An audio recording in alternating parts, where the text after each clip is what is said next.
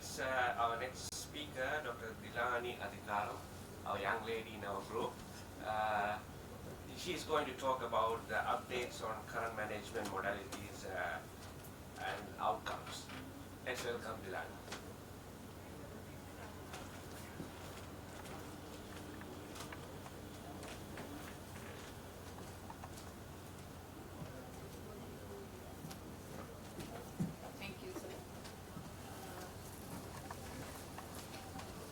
My talk is about updates on current treatment modalities and outcomes in retinal vein occlusion. In any type of retinal vein occlusion, advancing age and hypertension are the main risk factors.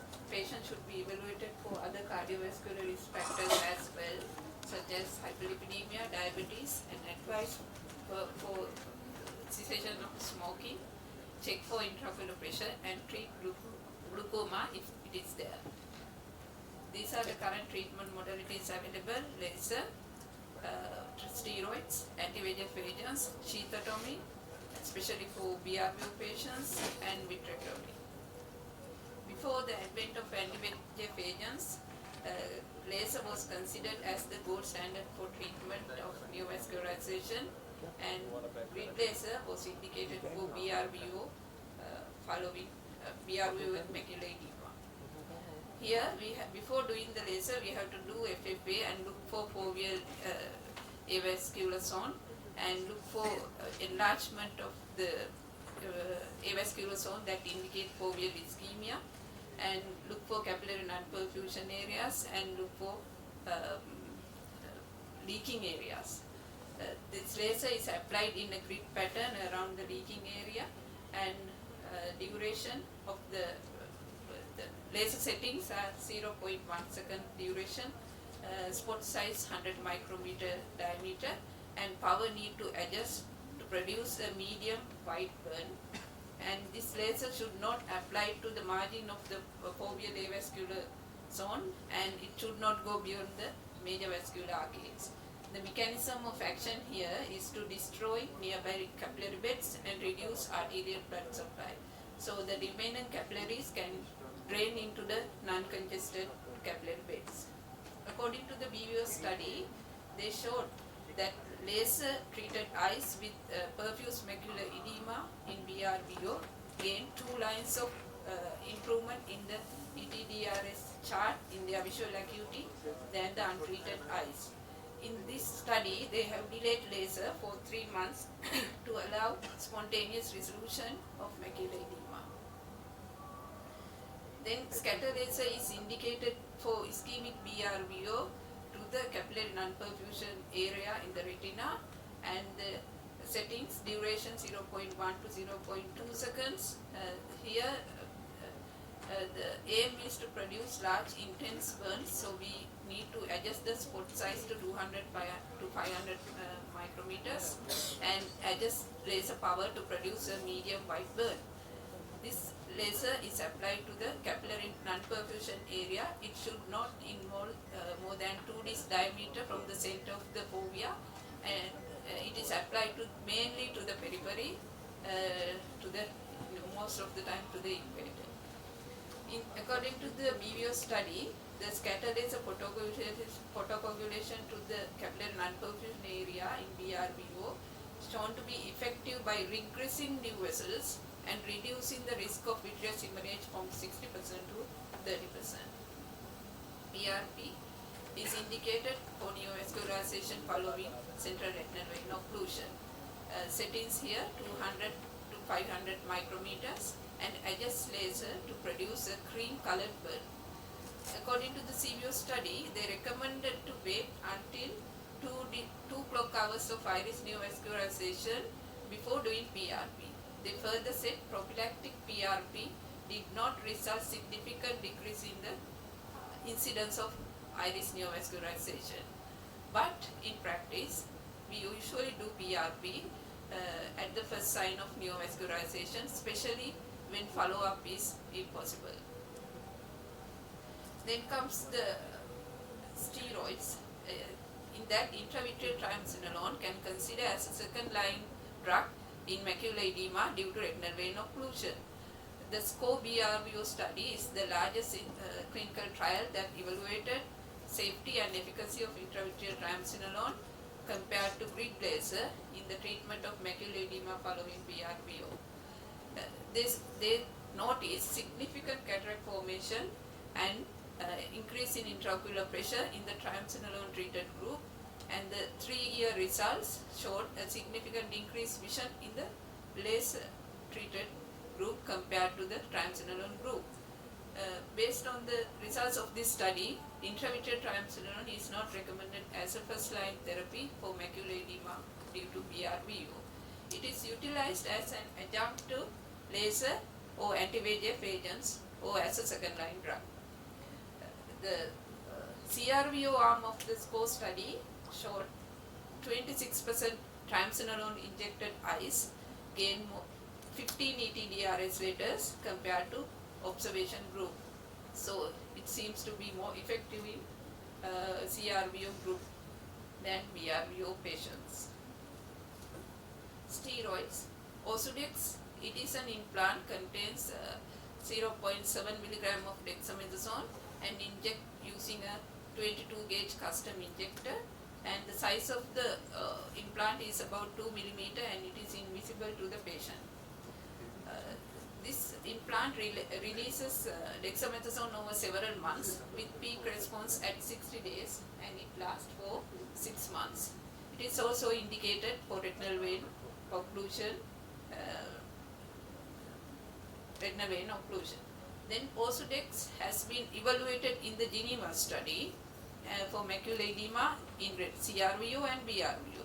They pointed out increase in best corrected visual acuity of more than 15 ETDRS letters in Osidex implanted eyes than the control group.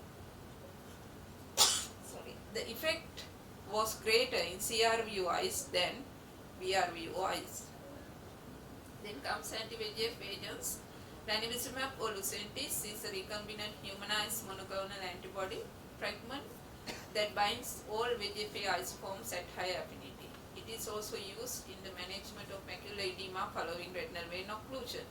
The Bravo study showed that ranibizumab is superior to traditional grid laser for macular edema from BRVO, and the study only included BRVO eyes with perfused macular edema.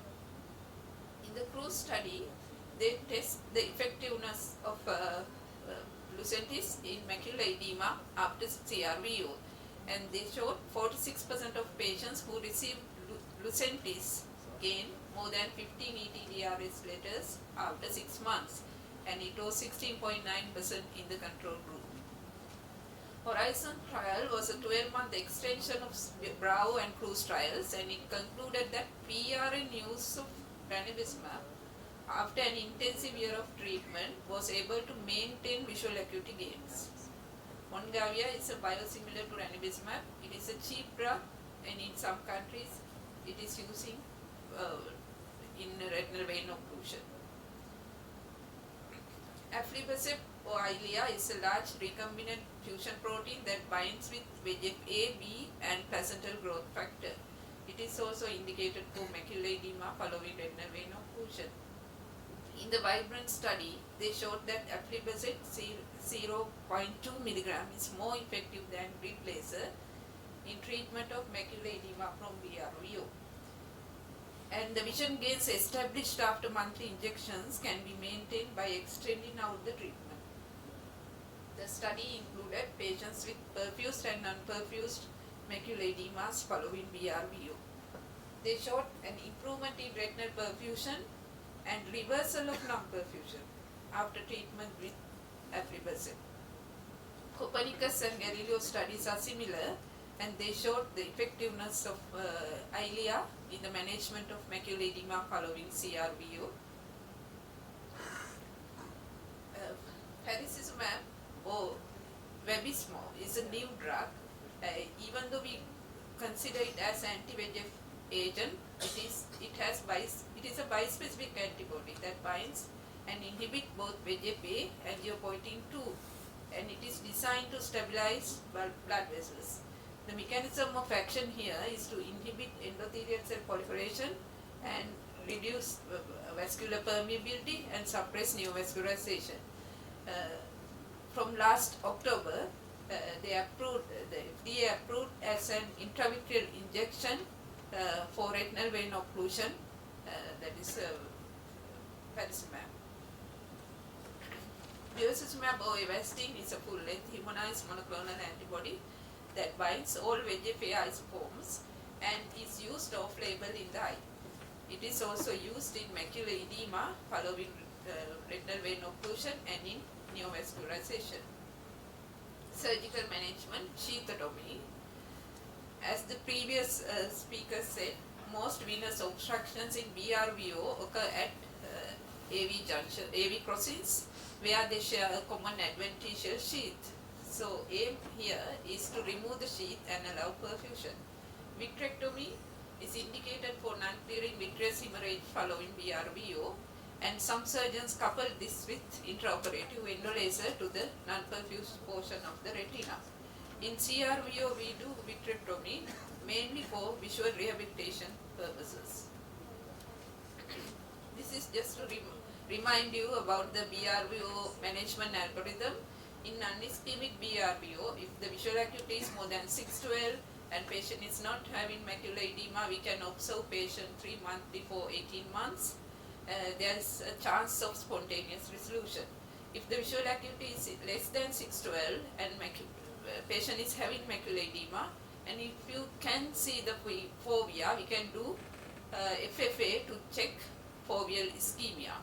And if there is no macular ischemia, we can observe patients. There's a 30% chance of spontaneous resolution.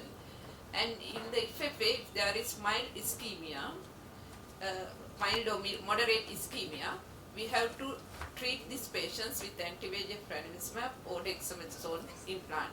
If there is severe macular ischemia, no treatment likely to be beneficial, so we have to observe these patients for neovascularization.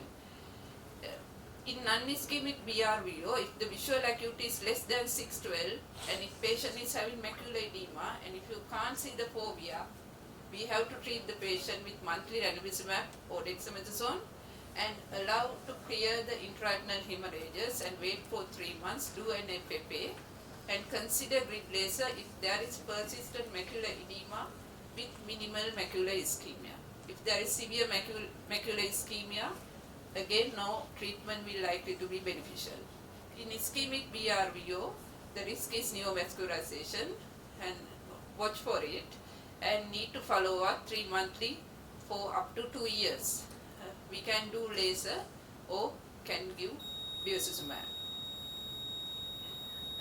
BRVO has generally a good visual prognosis with 50 to 60% of patients having final visual acuity more than 6/12 even without treatment. According to the BBO study, eyes with ischemic BRVO are at risk of developing neovascularization and of these 40% will develop new vessels, 40 to 60% develop periodic vitreous hemorrhage. NVD, NVE or both can develop within first 3 years.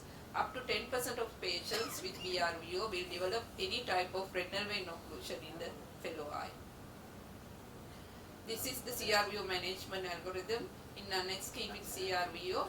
If the visual acuity is more than 6/12, we can observe the patient, and if the visual acuity between 696 or better, we can give anti-VEGF or dexamethasone, and if the visual acuity is less than 696, offer treatment because they are at high risk of neovascularization. In ischemic CRVO, do an FFA, look for the capillary non-perfusion area. If it is more than 30 disc diameters, we have to do prophylactic PRP, and if there is new vessels with open angle, urgent PRP is indicated, and if the angle is close with new vessels and high IOP, sometimes you may have to give cyclodine also. Regarding the choice of agent, anti-VEGFs can consider in young phakic eyes and in patients with glaucoma, and steroids can consider in patients with a history of recent cardiovascular events and and patients who do not favor monthly injections. there are no studies available about switching of agents from anti-VEGFs to steroids or vice versa. And regarding stopping of the treatment, if there is no improvement in 5-ETDRS letters in after treatment, or if there is no improvement in central macular thickness from the baseline, you have to consider about stopping of the treatment. Non-ischemic CRBO patients, we have to see every 3 months for 6 months and look for resolution of macular edema and development of discolaters.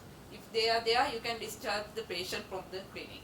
And if it's ischemic CRBO patients, we have to see every 3 months for 1 year and observe for development of iris or angle neovascularization. Last slide. According to the CVO study, at 3 years after onset of ischemic CRVO, there's 45% chance of developing neovascular glaucoma. 34% of initially perfused eyes can convert to non-perfused status after 3 years. Risk of CRVO in contralateral eye is 5% by 1 year. So that's it. Thank you for listening. Thank you, Dilani. Thanks for